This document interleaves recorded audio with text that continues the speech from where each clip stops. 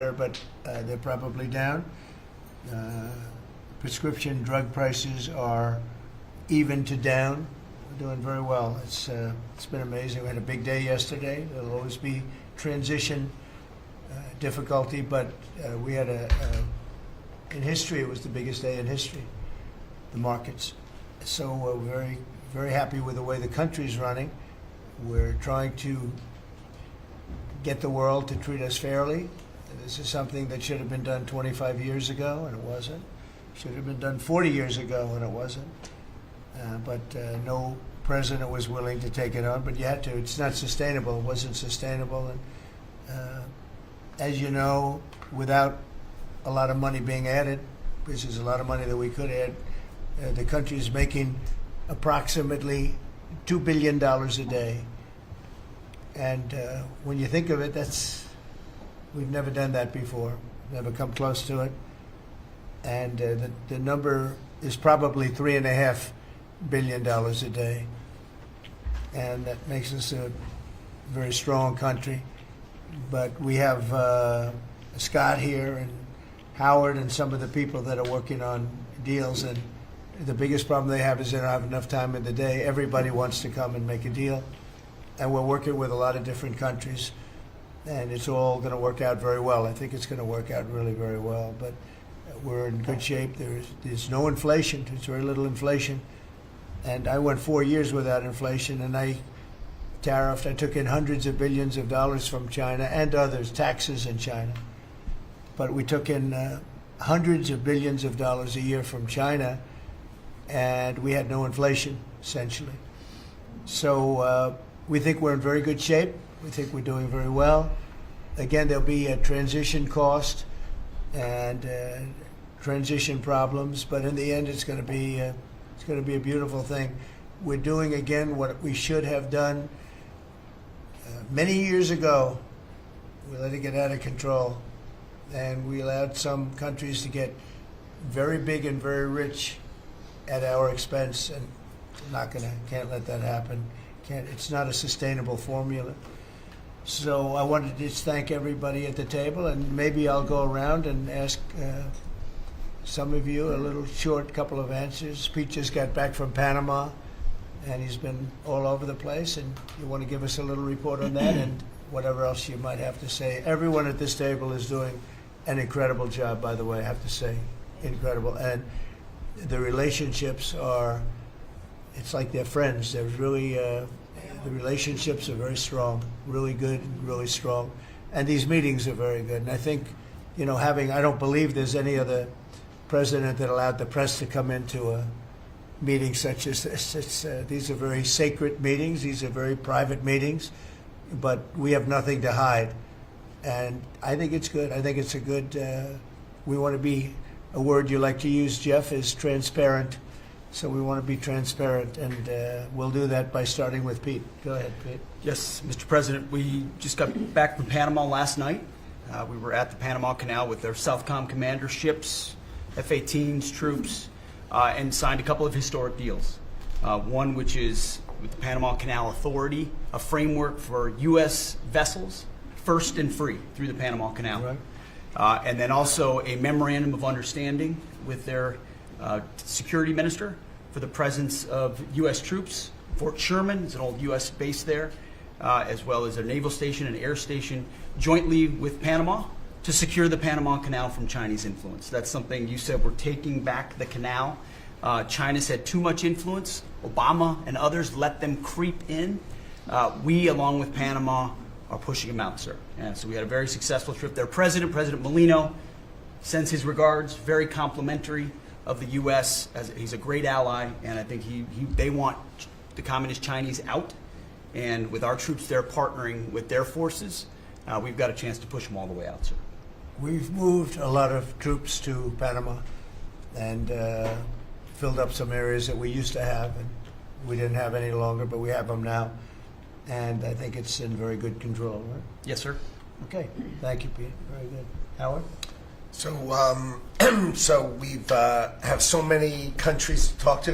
It is, it's incredible. I think Scott and I'm not sure we could ever have enough time in the day to talk to all these countries because they want to talk and they want to talk now, and they have come with offers that they never, ever would have come with, but for the moves that the president has made, demanding that people treat the United States with respect. We're getting the respect we deserve now, and I think you're going to see historic deals, one after the other.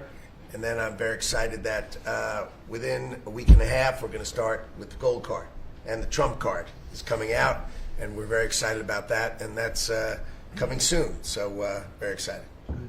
Thank you very much. Good job. Linda?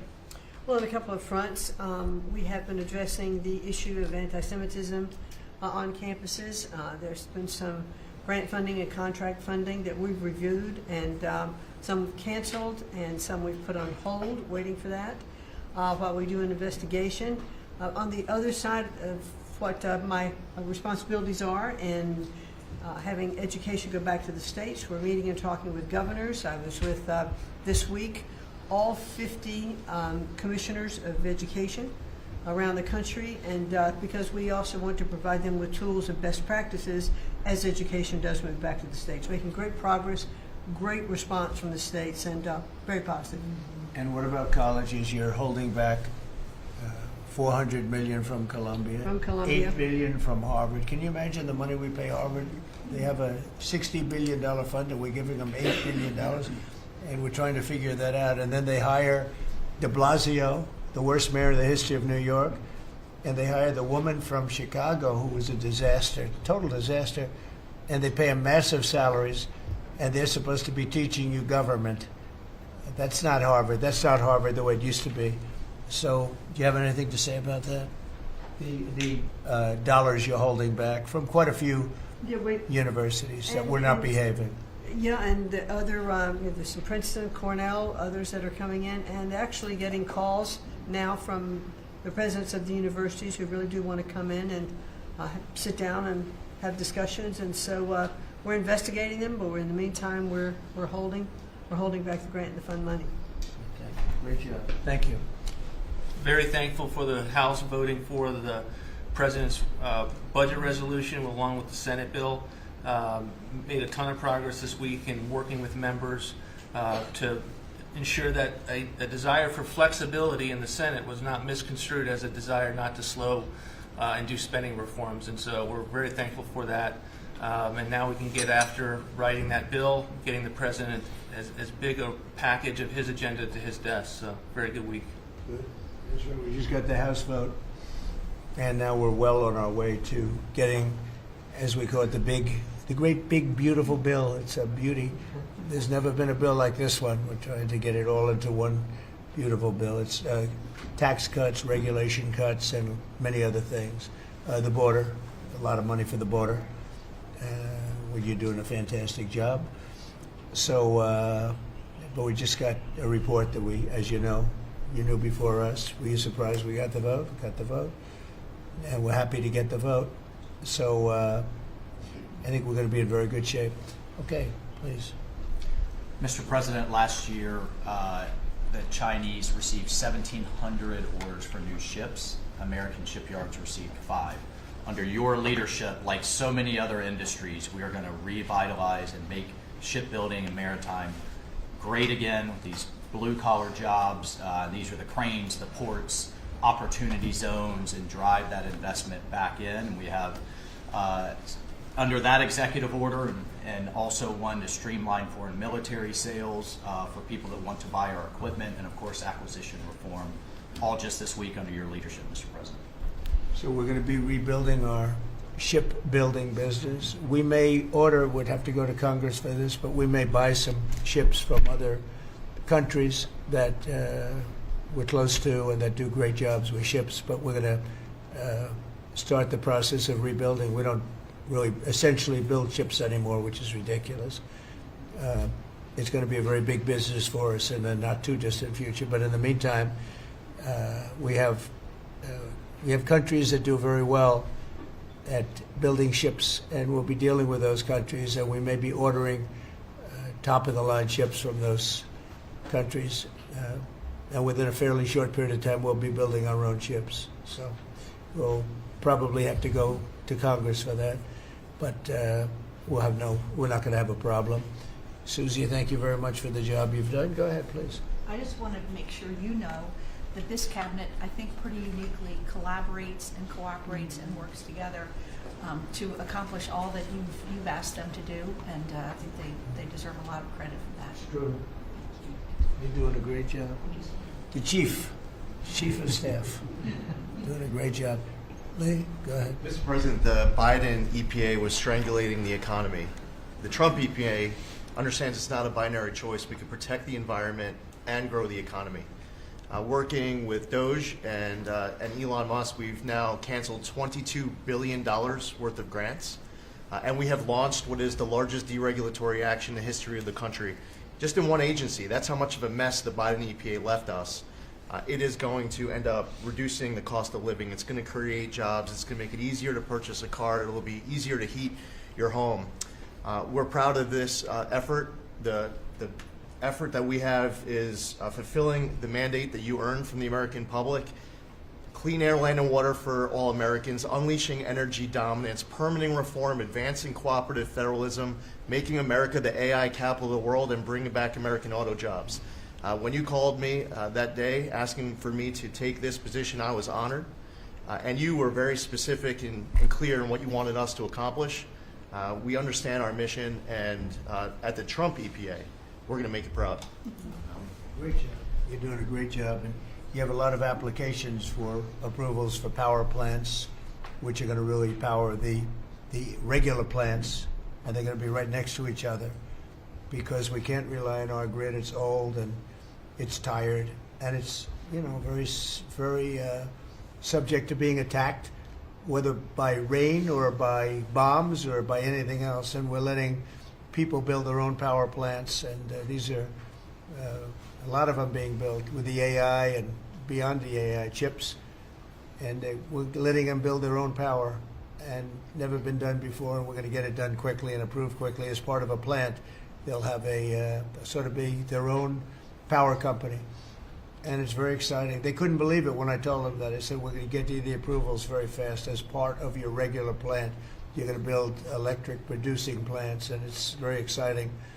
And they're able to do it very quickly and very well, and you made it possible. Thank you. You have a lot of applications for some of the biggest plants that have ever been built in the world.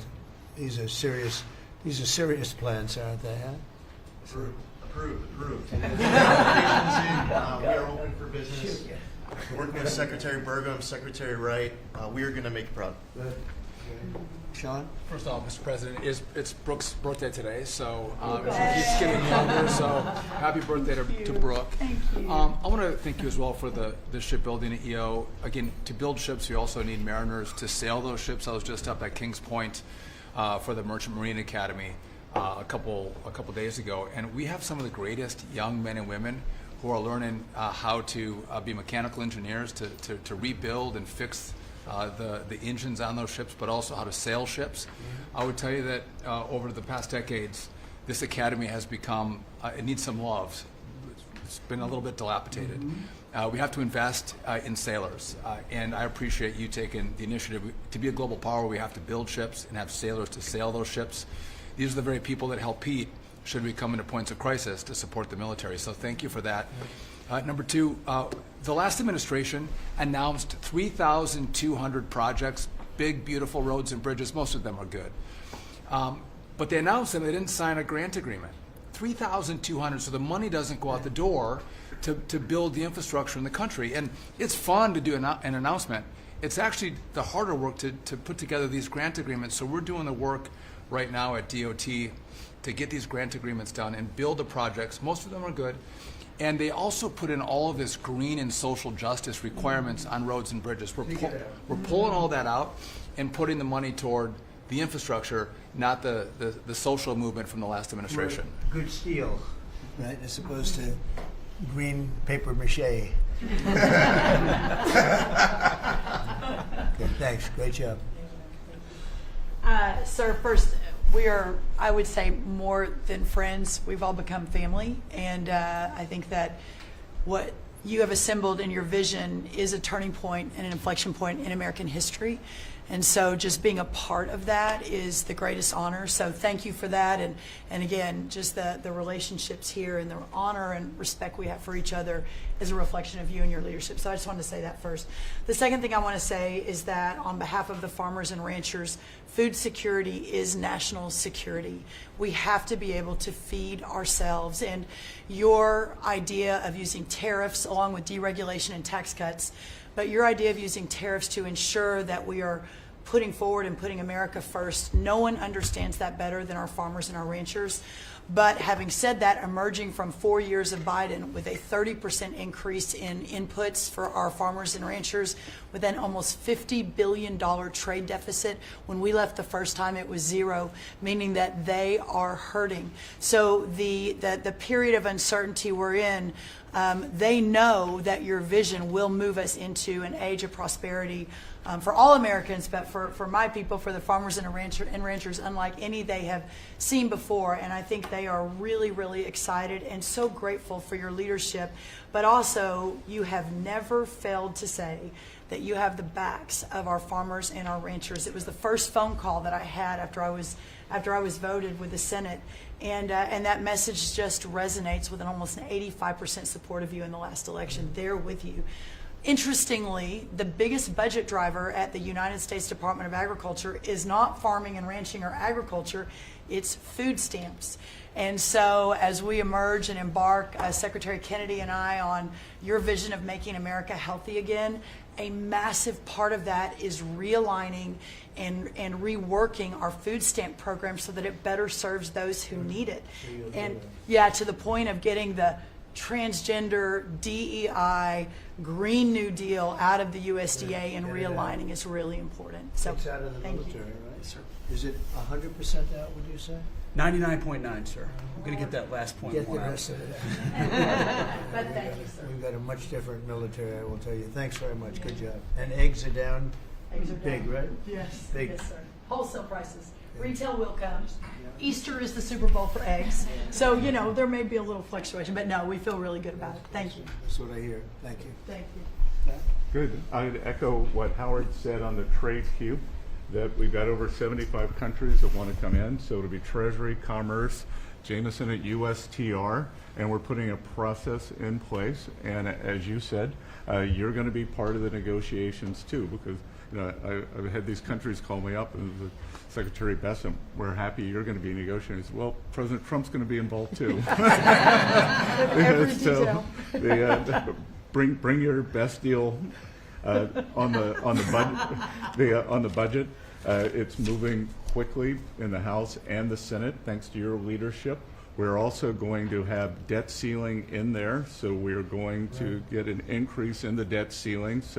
And that will be the done and dusted for Part of the bill that we just got to vote on today. So part of the bill. It'll be done and dusted for 2 years. We won't have to worry about that. And then I gave a speech yesterday to 1,400 small and community bankers, and they were so happy to hear from your administration.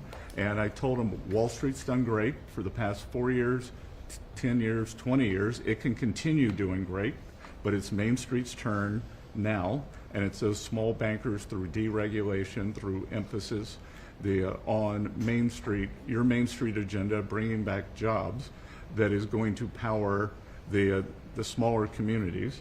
And then finally, the bond auction went very well yesterday. We had a lot of foreigners show up as the support, showing that the U.S. is still the best place to invest. The inflation report, as you said, was quite good. And energy prices are down more than 20% since January 20th. Amazing. that's great. Very good numbers. Great number. Thank you. Pam? President, we've had some great wins in the last few days. That you were overwhelmingly elected by the biggest majority. The U.S. Americans want you to be president because of your agenda, and the courts are ruling that you have the authority to determine how the money of this country will be spent. That's what the American citizens wanted, and that's what they're getting. An example of that Friday was the Department of Education, that you can determine how the money will be spent. No more DEI. And that impacts every agency across the board. On the civil side again, NLRB, we had a big win in the Supreme Court there. OPM, a big win there. But also 16,000 workers there. But also on the criminal side, the Alien Enemies Act, we are winning there. And you know, your directive to me was to keep America safe, and that's what we're doing. Whether it's the alien enemies, all of these gangs, and they are enemies of our country. They are terrorists, they are organized crime, they have come here, they are extremely organized, they are spread throughout our country, and they are creating terror. And no more under your directive. And that is stopped. Yesterday in South Florida, we charged 11 defendants with $500 million of pure cocaine coming into our country to kill our kids. They were caught. They will be prosecuted to the fullest extent of the law. These gang members are going back to where they came, or they're going to an El Salvador prison at your directive. And you know, you also gave us a directive to prosecute the people who are going after Tesla to the fullest extent of the law, some of the greatest police work I've seen. We've made 4 arrests. There will be no negotiations at your directive.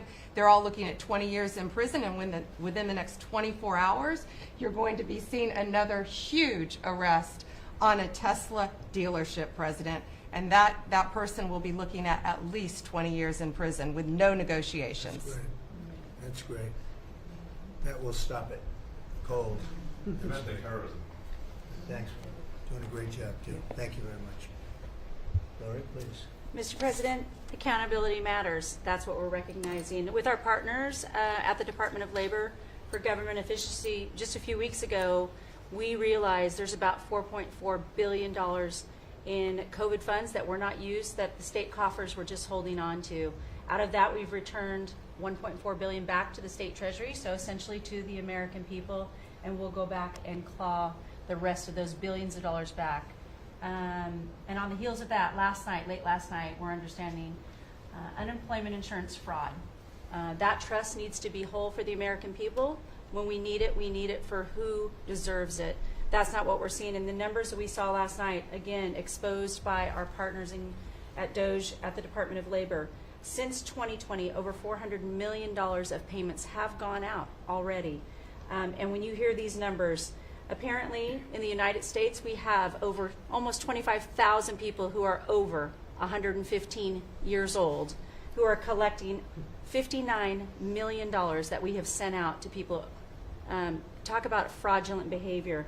Mr. President, 28,000 people between 1 and 5 years old have collected fraudulent payments at the tune of $254 million has gone out. And lastly, 10,000 people who have not been born yet, 15 years into the future, $69 million, and they haven't even been born yet. In one case, they will be born 129 years from now.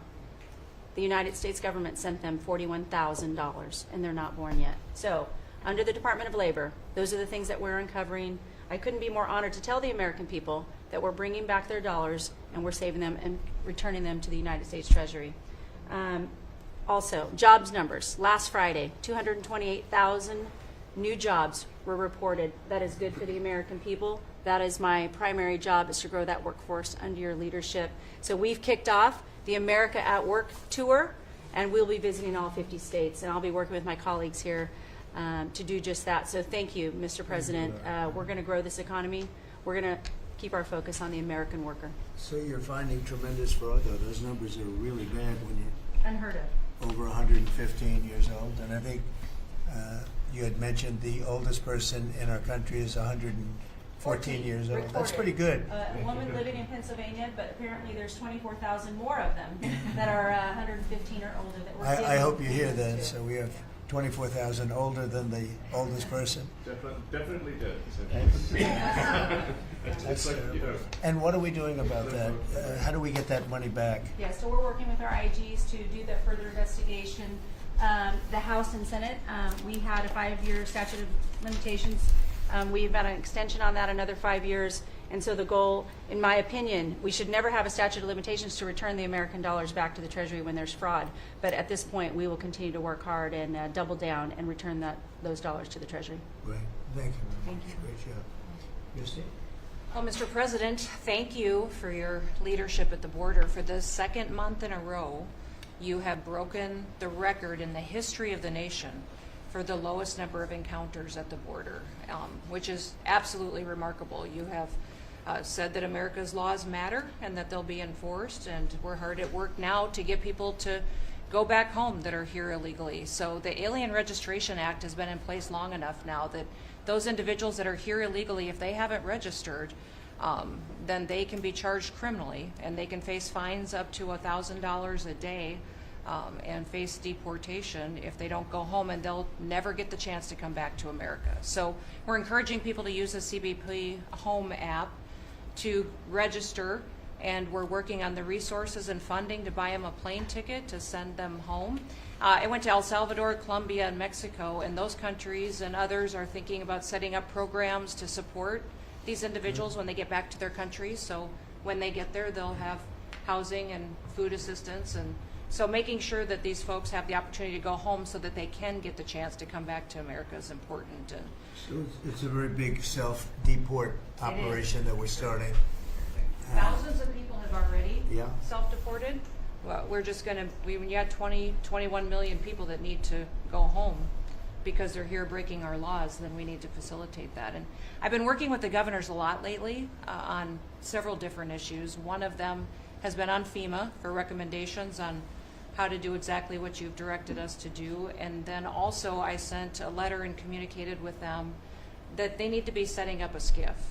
Some of our governors don't have secure facilities to have national security issues. I think one of the jobs Homeland Security has is to give communication down to states, to local cities and communities. And so recommending they get a SCIF, they have secure comms with them at all times or nearby so that they can have national security conversations, and then to have somebody in their office designated that is their communications person. A lot of them have emergency management officers, but they don't necessarily have somebody designated when it comes to a national security issue that we may need to communicate with them on. And I think American people need to know that Real ID will be required to travel on May 7th. So those governors have been notified to communicate that at home. We don't want anybody to get delayed and not be able to travel when they get to an airport. And this will also help us bring integrity back to all of our IDs and how they're used for issuing driver's licenses. And governors know how I feel about making sure their driver's licensing system has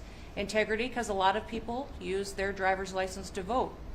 And the backbone of our country and the foundation is election integrity. So we're giving all those directions to our governors and communicating that so they can lead on it as well. And we're going to work with people so that if they go out in a nice way and go back to their country, we're going to work with them right from the beginning on trying to get them back in legally. Is that right? A chance to come back. So it gives you real incentive. Otherwise, they'd never come back. They'll never be allowed once a certain period of time goes by, which is probably going to be 60 days. We're also going to work with farmers that if they have strong recommendations for their farms for certain people, we're going to let them stay in for a while and work with the farmers and then come back and go through a legal process. But we have to take care of our farmers and hotels and various places where where they need the people. And we're going to be working with you very carefully on that. So a farmer will come in with a letter concerning certain people saying they're great, they're working hard. We're going to slow it down a little bit for them, and then we're going to ultimately bring them back. They'll go out, they're going to come back as legal workers. Okay? Yes, sir. Thank you. Which I think will be I think it's very important to do. Okay, thank you very much. Great job. Jameson, I watched you testify for the last Yeah, he did great. couple of days. You were on every night at 3 o'clock in the morning. And you did great. You were fantastic. Thank you very much. It's just what I like to do for fun, sir. You've been keeping us very busy. Last week, you started a reordering of international trade, something that hasn't happened for 80 years, something that should have happened decades ago. And you know that. You've known that for a long time. That's why you have us all working on this. You came into an emergency situation where President Biden left us with a $1.2 trillion trade deficit. It's the largest of any country in human history, the largest. So you declared an emergency, you took action. You would say the largest in history, right? In history. There's never been anything like what he left us. He left us a mess. His whole administration was a mess. So go ahead. So So you declared an emergency, you imposed a trade action, so now you have a tariff on the world, it promotes U.S. manufacturing, it protects U.S. workers, and you've also given room for negotiation during this time so we can open export markets for our farmers and other producers and American workers. And this is why the unions vote for you, this is why the workers vote for you, this is why the families want you to be the president, because you're standing up for American workers and American communities. We've had countries come in over the past couple of weeks that represent more than half of global domestic GDP, more than half. That's who's coming in to talk to you and to your advisors about how to have reciprocal trade, how to have fair trade. Would have happened without you. Thank you very much. Great job. Lovely lot. Well, thanks to your fantastic leadership, this amazing cabinet, and the very talented Doge team, I'm excited to announce that we anticipate savings in FY26 from reduction of waste and fraud by $150 billion. And I mean, and some of it is just absurd, like people getting unemployment insurance who haven't been born yet. I mean, I think anyone can appreciate whether, I mean, come on, that's just crazy. So, you know, some of these things, people ask me like, well, how are you going to find waste and fraud in the government? I'm like, well, actually just go in any direction. That's how you find it. It's very common. it's, as the military would say, target-rich environment. So I think we're doing a lot of good in excellent collaboration with the cabinet to achieve these savings, and it will actually result in better services for the American people, and that we're going to be spending their tax dollars in a way that is sensible and fair and good. And your people are fantastic. In fact, hopefully they'll stay around for the long haul.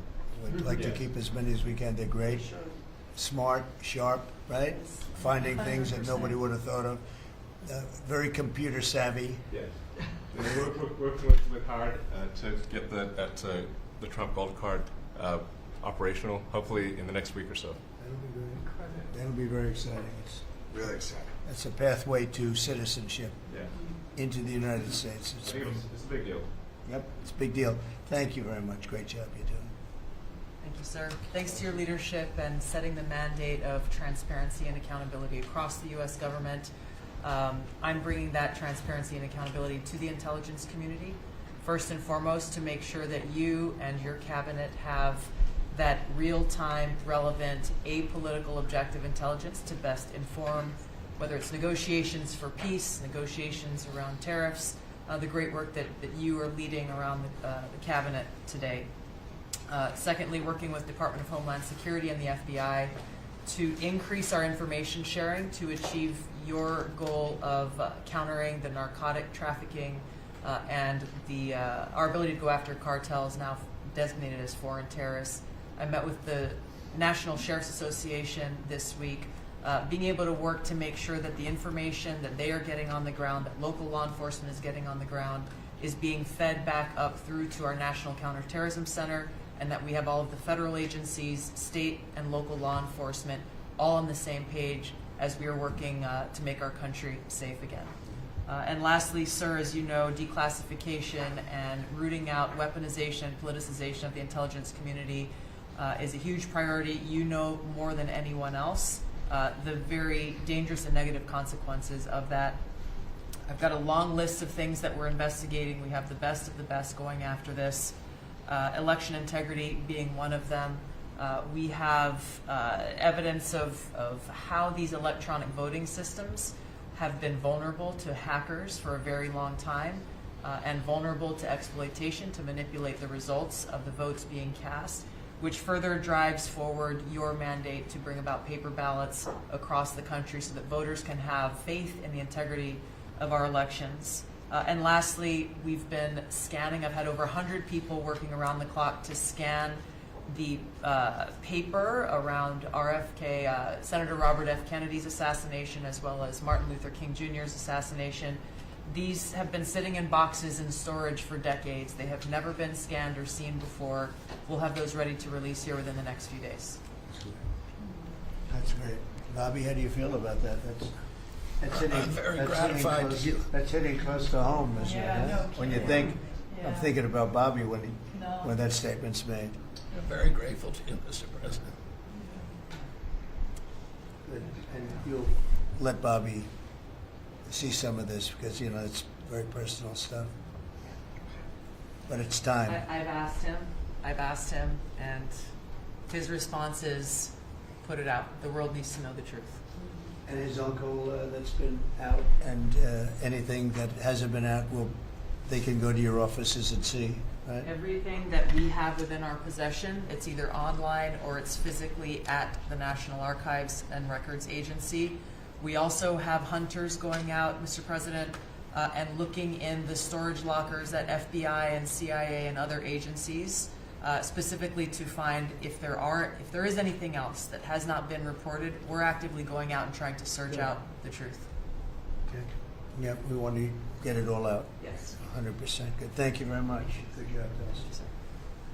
Mr. President, on behalf of America's manufacturers, I want to thank you for standing up to the Chinese Communist Party and fighting for our main streets, for our workers, and for those that make things in America. I'm out on a Made in America manufacturing tour, and as I go across the country, people are grateful to have a president who's not just fighting on the tariffs fronts, but to get inflation down, to create jobs.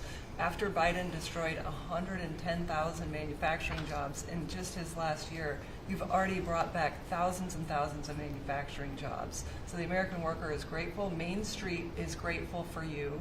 And at the agency level, we're making sure that manufacturers have access to the capital they need, but we can't do that if we're not fighting fraud. So we've modified our loan applications to have citizenship verification, to make sure we have birth dates, common sense principles around lending that the Biden administration had waived. They waived $450 million of fees in 1 year. We're restoring that for the American taxpayer. And the American taxpayer, as tax day approaches, April 15th, they need to know that this cabinet, this administration, and thank you Elon Musk and Doge for fighting for the American taxpayer to make sure that their hard-earned dollars are well spent, that they have a return on investment for this country, and that we're fighting for them just as you are every single day. So thank you, Mr. President. Thank you very much. Mr. President, we are working at HHS to advance your agenda to make America healthy again. I'm working with Lee Zeldin to reassess the fluoride rules based upon the August release by the National Toxicity Program of new science that shows a direct inverse correlation between exposure to fluoride and IQ loss, particularly in children. Lee and I were in Utah this week, to announce that Utah became the first state in the country to ban supplemental fluoride. I'm working with Brooke on and governors now in 24 states who are advancing MAHA legislation to get soda pops off of the food stamp program, off the SNAP program. We've launched Operation Stork Speed to get the bad chemicals out of baby formula.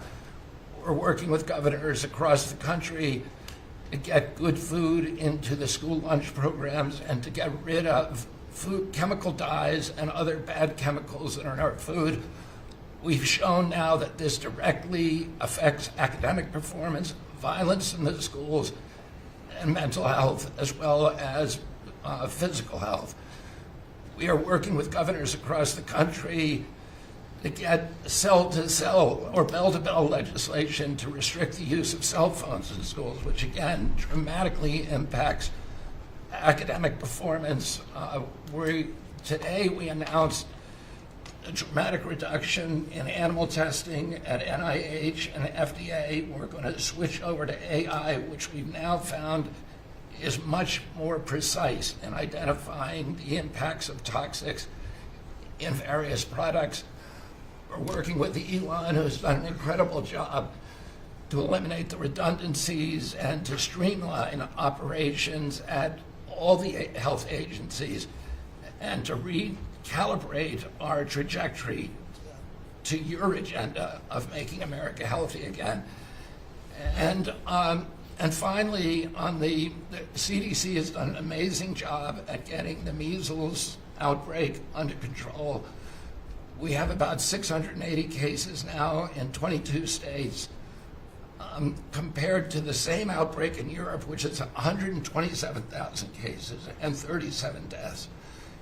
Our numbers in this country have now plateaued. And I want to thank CDC for that. And we're trying to refocus the press. We've had 3 measles deaths in this country over 20 years. And we're trying to refocus the press to get them to pay attention to the chronic disease epidemic as you've asked us to. We have now 38% of American youth are pre-diabetic. This was unknown 30 years ago. Every child that becomes diabetic, there should be a headline about them. We have 100 million adults who are pre-diabetic or diabetic. And we have, we have now, the autism rates have gone from now most recent numbers we think are going to be about 1 in 31. 1 in 12, so they're going up again from 1 in 10,000 when I was a kid. And we are going, at your direction, we are going to know by September. We've launched a massive testing and research effort that's going to involve hundreds of scientists from around the world. By September, we will know what has caused the autism epidemic, and we'll be able to eliminate those exposures. So big. Think of that. So it was 1 in 10,000 children had autism, and now it's 1 in 31.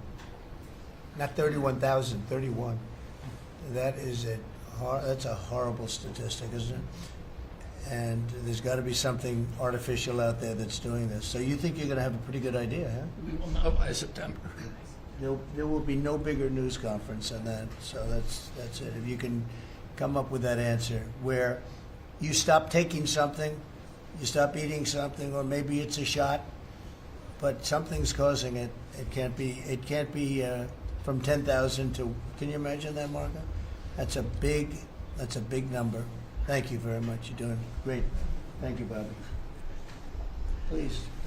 Well, Mr. President, one of your primary administration goals is to make sure that we unleash American energy, and of course the strategy behind that is when we do that, it helps make it more affordable for all Americans. Energy isn't just industry, it is the foundation of every other industry, whether it's food, manufacturing, clothing, transportation.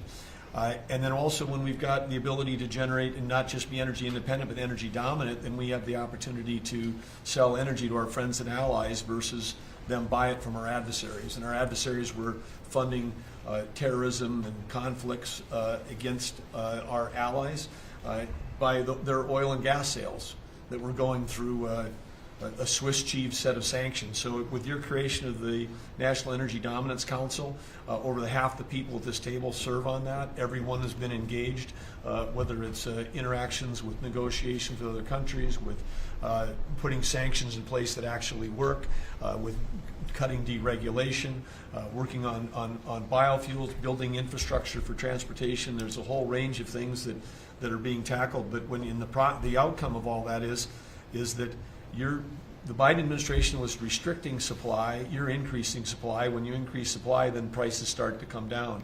And we have a huge opportunity to do this.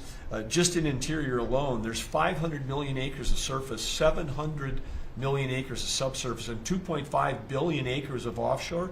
And the Biden administration was trying to restrict this so that you couldn't get a timber lease, you couldn't cut a tree, you couldn't graze a cow. You couldn't develop oil and gas minerals, and you couldn't develop the critical minerals we need for our technology, for our defense industries, and to be able to help us win the AI arms race against China. So we're opening up this, and with your executive orders and your work, we've on Tuesday, historic day, you ended the war on beautiful clean coal, which has been going on since Obama took office. China gets 60% of their electricity from coal. They're opening up they've opened up 94 gigawatts of coal in the last year as part of this AI arms race. 94 gigawatts, that's enough for 94 Denvers to be able to, 1 gigawatt per metro area like that. It's unheard of. So we have an opportunity under your leadership to come back. The Gulf of America had its first offshore lease sale, which is scheduled for later this year, but that was, the industry loved that because we're now, the Gulf of America is now open for business again. and there's as much as 7 billion barrels of oil accessible now. They've increased the upside of what they think that is. On the coal front, the estimate is the financial value of the coal in America is $8 trillion. That was an asset on the balance sheet that we've now being put back on again.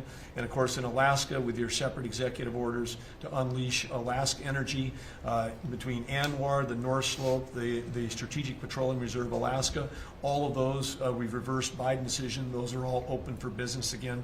And all of this is leading to the investment coming to America. The smart money is coming to the U.S. That's why we've got trillions of dollars of investment that are showing up at the door, because they know if they're going to do manufacturing here, there's going to be energy to power their plants. And so, again, thank you for your leadership and thank you for everything you're doing. Very good. Thank you. Marco? Well, Mr. President, one of the most important things I believe you'll achieve in your presidency is reordering the world in a proper way. For 31 years, more than 31 years now, multiple administrations have allowed the Chinese to deindustrialize this country, to take away jobs and factories and the pillars of our national strength. And what you're doing now, I think, is a great service to our country, but ultimately to the world. And I want to congratulate you and your team that's working on that, because it has extraordinary geopolitical implications, as you see, from all these other countries that are now coming here and wanting to join something that actually makes it's crazy to allow these. I mean, basically, we lived in a world where Chinese companies can do whatever they want in America, but our companies cannot do anything over there unless they allow it, and even then they steal our stuff and reverse engineer it.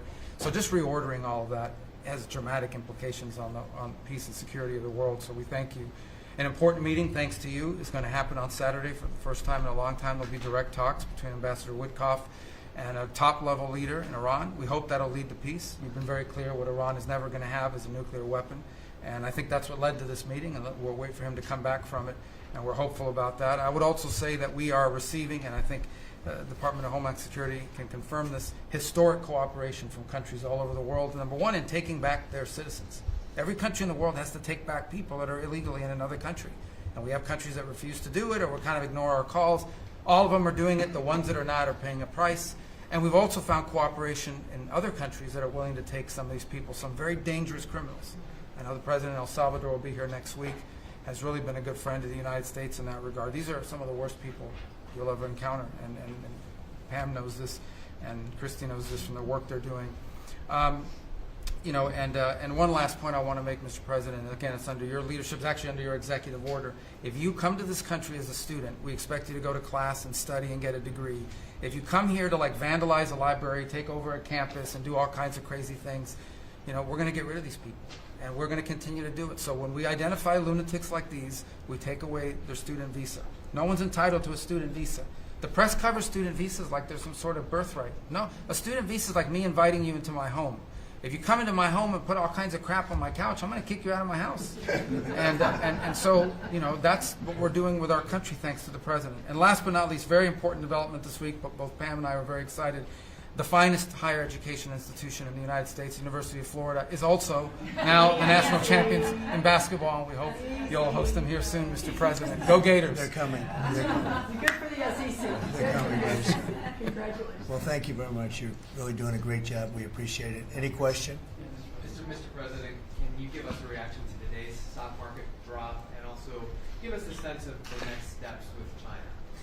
Well, I haven't seen it because I've been here for 2.5 hours, so I'll be seeing it. I think Scott went out. Scott, you want to have a statement on that? Sure. Look, the up 2, down 1 is not a bad ratio, or up 10, down 5. And I think, as we have talked about, as we go through the queue and settle with these countries who are going to bring us their best offers, we will end up in a place of great certainty over the next 90 days on tariffs. We had very good inflation numbers today.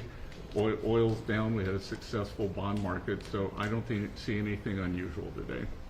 And next steps for China, sir? Well, we'll see what happens with China. We would love to be able to work a deal. They've really taken advantage of our country for a long period of time. They've ripped us off beyond anybody, nobody. How people stood for it, sitting in my position, is not even believable. And we're talking about many presidents, not just a couple. But they did, and all we're doing is putting it back in shape. We're resetting the table. And I'm sure that we'll be able to get along very well. I have great respect for President Xi. He's been, in a true sense, he's been a friend of mine for a long period of time. And I think that we'll end up working out something that's very good for both countries. I look forward to it. Mr. President, China retaliated today by reducing the number of American films that can be shown there. What's your reaction to them now targeting cultural exports from the United States? I think I've heard of worse things.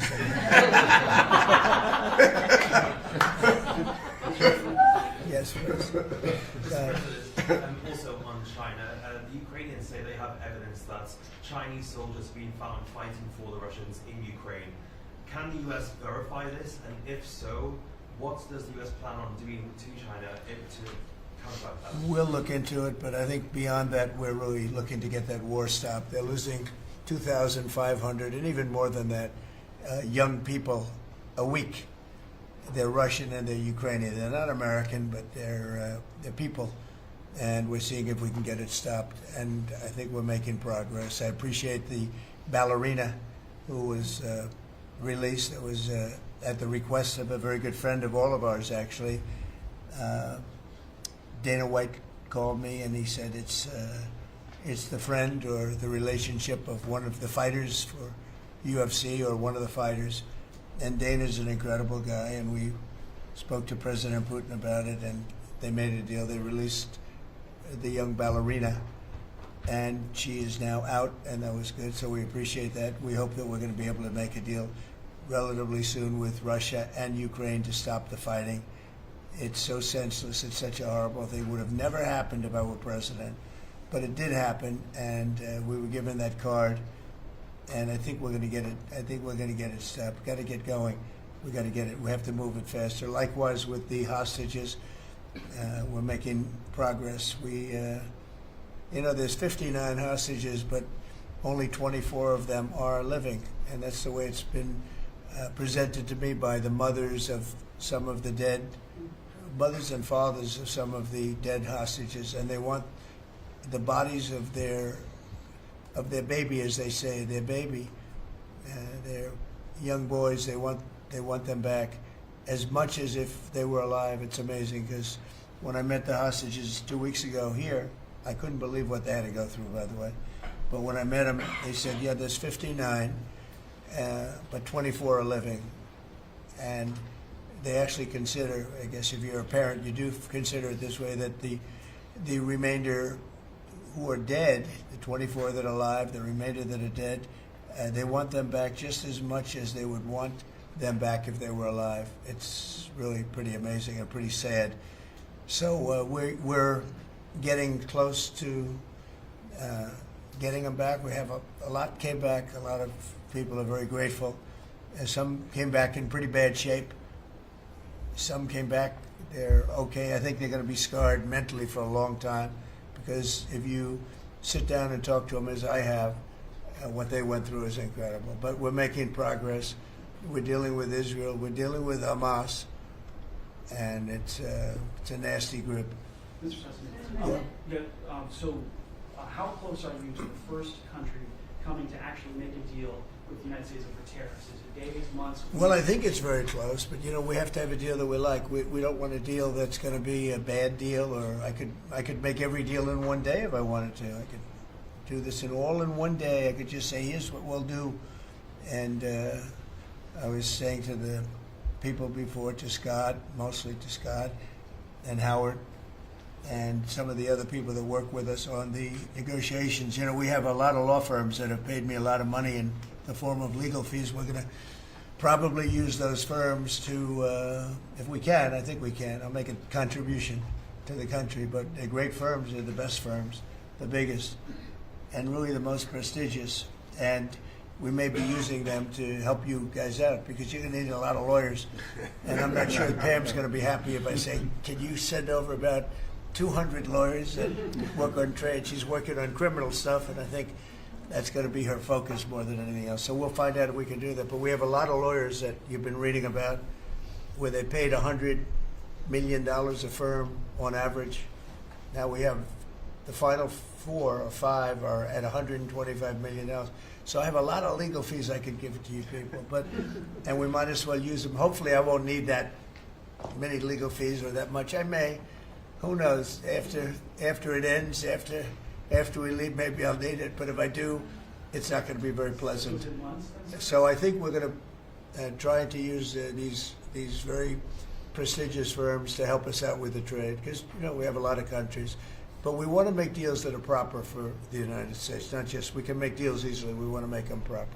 Mr. President, if you aren't able to reach the deals that you want to see at the end of the 90 days, will you put those higher tariffs in place, or will you extend Well, that's what pause? would happen. I mean, if we can't make the deal that we want to make, or we have to make, or that's good for both parties, it's got to be good for both parties. You wouldn't. And then we go back to where we were. Go back to the numbers that you announced last week. I think so. You wouldn't extend the pause. Yeah, we'll have to see what happens at that time. Thank you, Mr. President. You said yesterday you were considering some exceptions for companies. Can you talk about what you're considering, and then also on the reciprocal tariffs that would be substantially lower? Is the same math formula going to be used, or is that tossed out? I'm not considering now for any country or company, but it's possible that I would. But I'm not. We don't have that situation right now. People understand where we are, what we're going to do.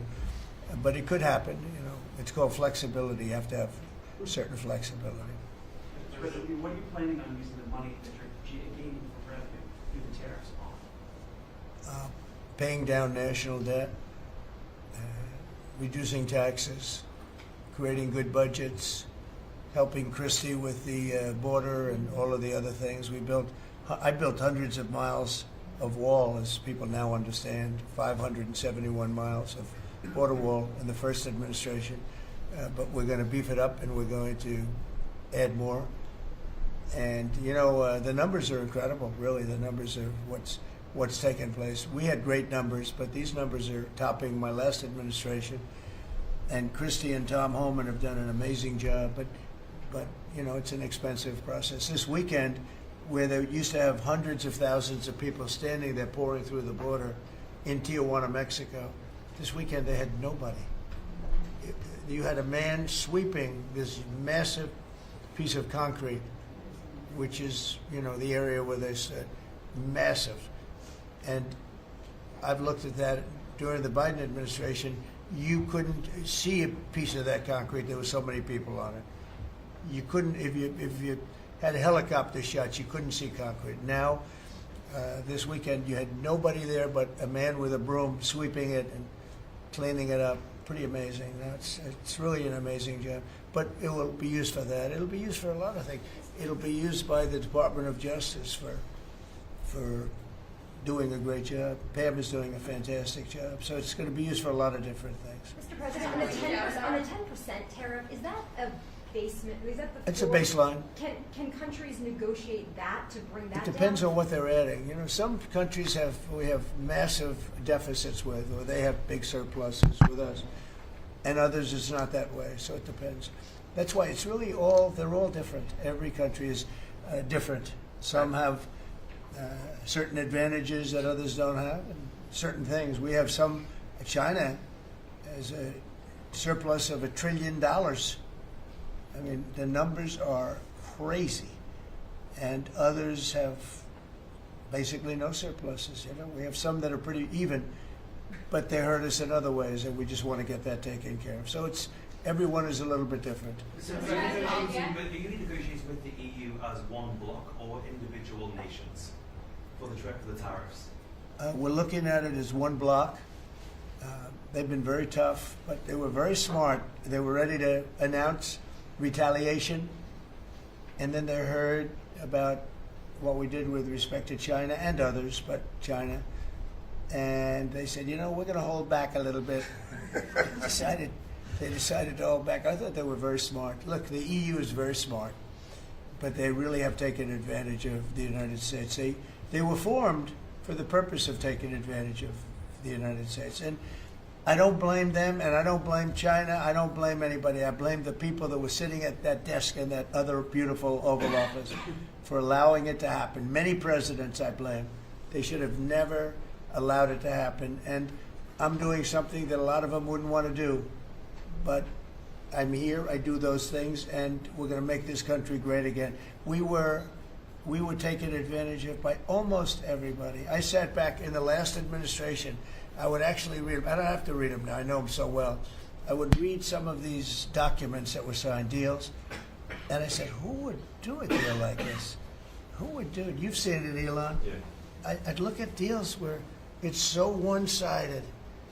Even we have a deal with Japan, and we get along great with Japan, and we had the Prime Minister here. He was fantastic. As you know, Abe was great.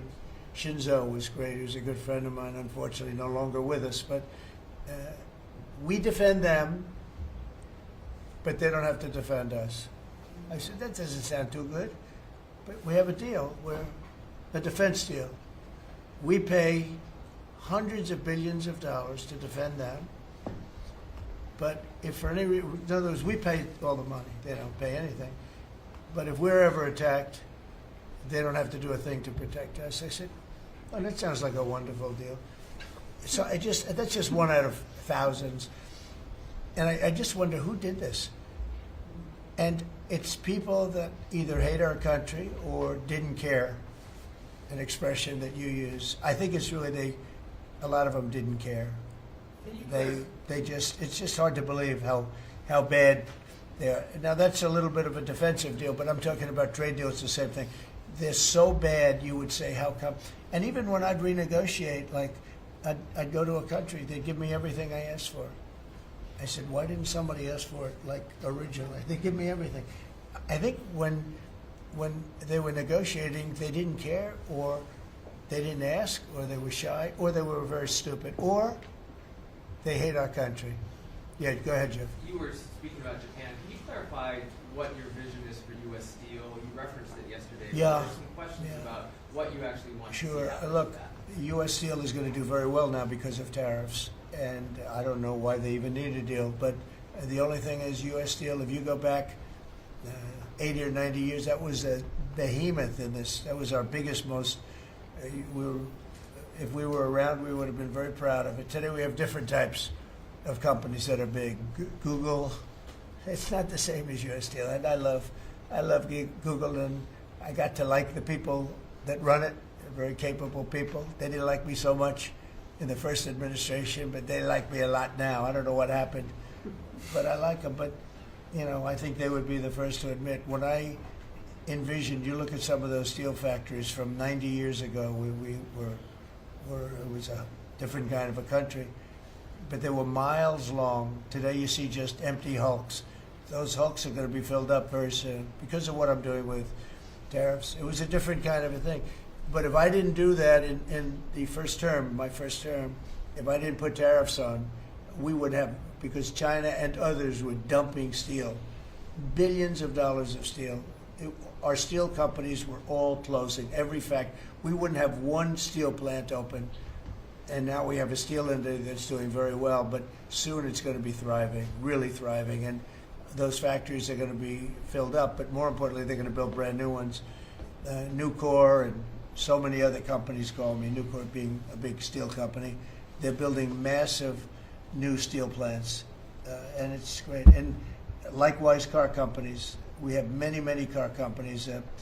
3 of them, I'm not looking to hurt Mexico, and I like Mexico. And by the way, I think the new president is a terrific person, a fantastic woman.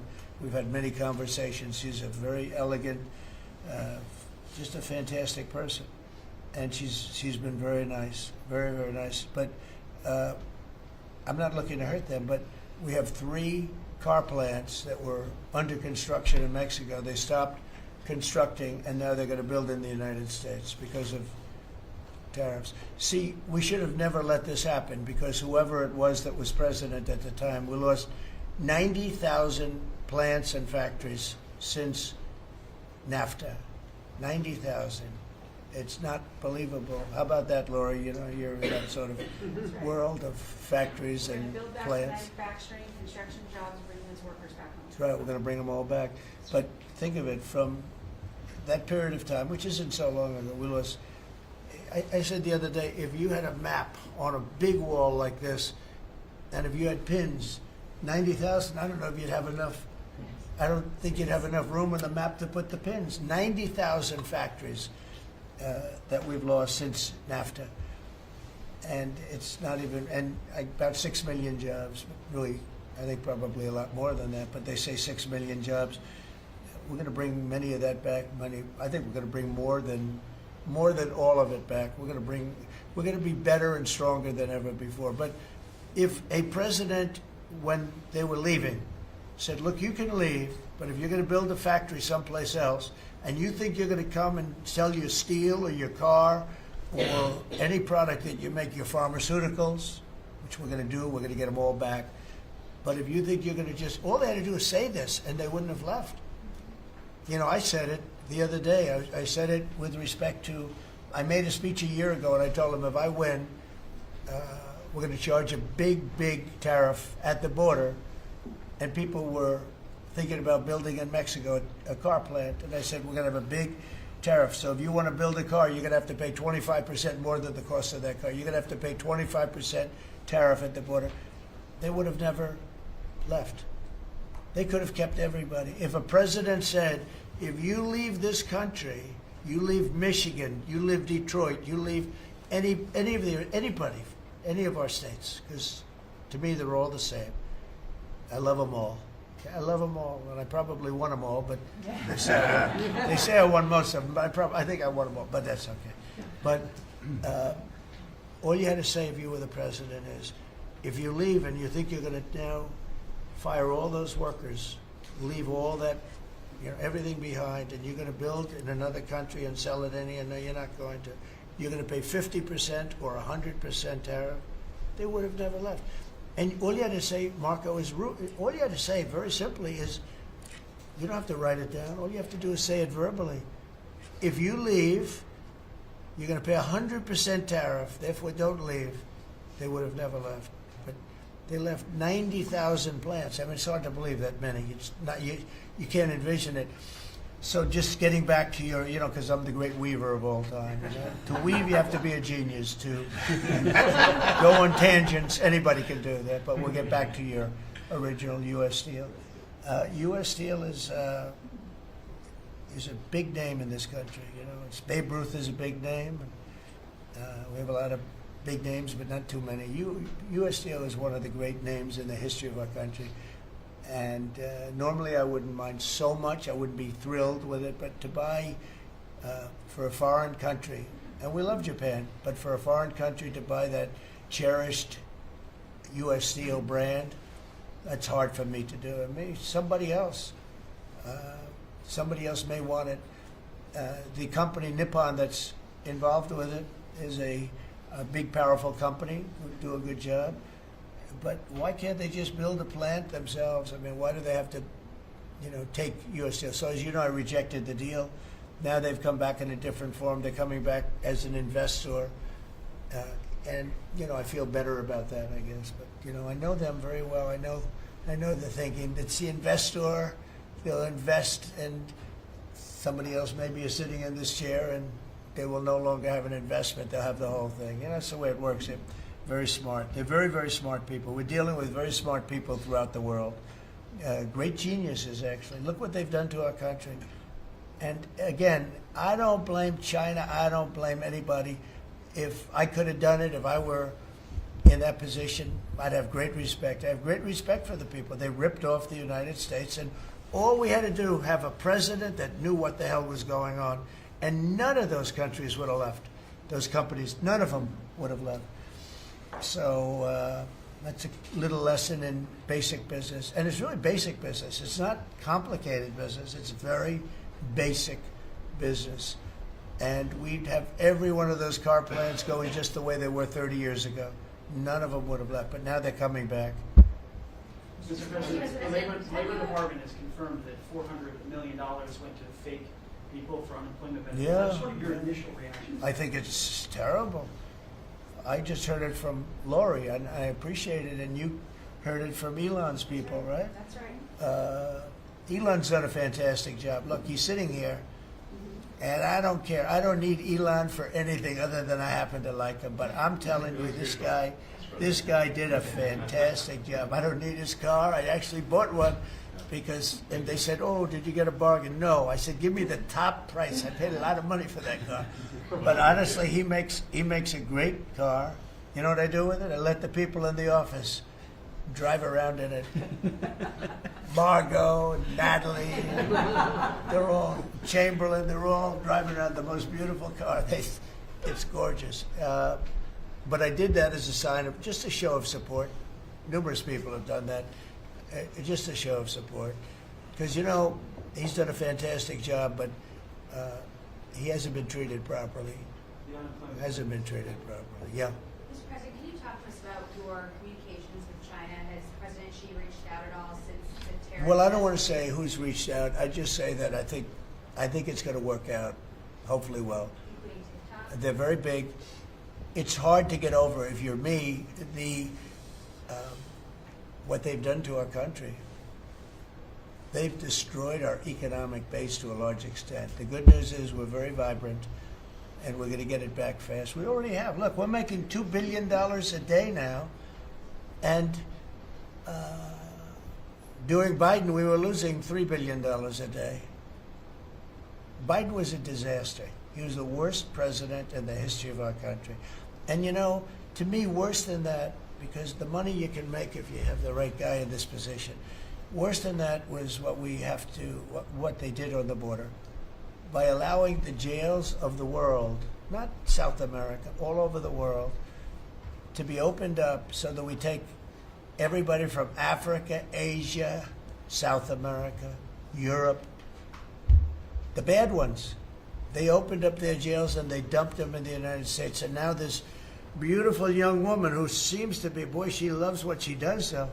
I think she loves what she does because she's a patriot. She hates to see it. And Tom and all the people. But for us to spend, you know, hundreds of billions of dollars, this is just, I don't know. They either hated the country. Who would do this? Who would want millions of people to pour through an open border? We have no idea who the hell they are. And just walk right through. And half of them, whether you like it or not, you could look at them and you could say, they are not going to help us. These are some rough people. But they'd empty out their jails, and they'd empty out their mental institutions, insane asylums, and they let them into the United States of America. And inflation we can fix, and all of the other things we can fix. We'll get it going. But this is something, it's such a horrible thing, and it's really hard. You know, we have to do deportations. Now we're doing self-deportation. We're coming up with all sorts of ideas. And they must have known it's not going to work out well. And, you know, we want people to come into our country, by the way. We need them badly for the jobs. But we want them to come in legally. They have to come in legally. They have to show that they can love our country. Thank you very much, everybody. Thank you. Thank you.